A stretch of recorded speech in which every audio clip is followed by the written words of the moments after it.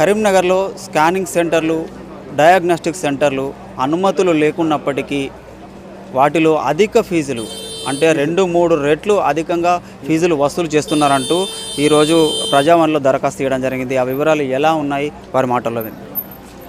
కరీంనగర్ జిల్లాలో private hospital పుట్టగొడుగుల్లాగా scanning సెంటర్లు అయితే ఇక విచ్చలవిడిగా నిలుస్తూ ఉన్నాయి. దాన్ని తీవ్రంగా ఏఐవైఎఫ్ కరీంనగర్ జిల్లా పక్షాన మేము తీవ్రంగా ఖండిస్తూ ఉన్నాం. ప్రధానమైన కారణం విచ్చలవిడిగా డబ్బులు వసూలు చేస్తున్నటువంటి స్కానింగ్ సెంటర్లకు కనీసం సౌకర్యాలు లేవు. ఇక్కడ ఉన్నటువంటి పెద్ద పెద్ద స్కానింగ్ సెంటర్లు అయితే ఇష్టారాజ్యంగా వ్యవహరిస్తూ ఉన్నారు. గవర్నమెంట్ ఇచ్చినటువంటి జీవోకు విరుద్ధంగా వాళ్ళు వసూలు చేస్తూ ఉన్నారు.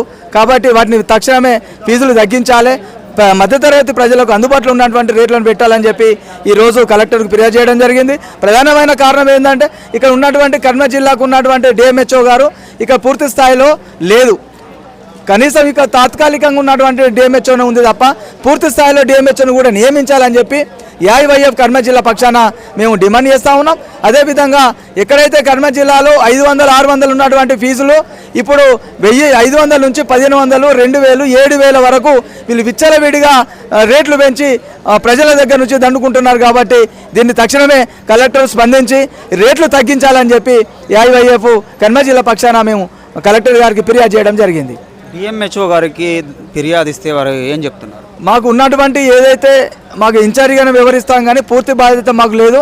కాకపోతే మేము వాటి మీదకి తనిఖీలు చేసి మీరు ఏదైతే కంప్లీట్ చేసారో వాటిని మేము పరిగణలోకి తీసుకొని మేము చేస్తామని చెప్తాను ఉన్నారు.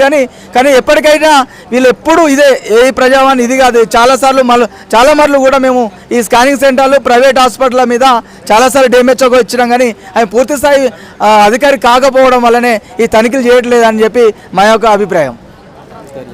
ఏఐవైఎఫ్ జిల్లా కార్యదర్శి బ్రౌన్లపల్లి యుగంధర్.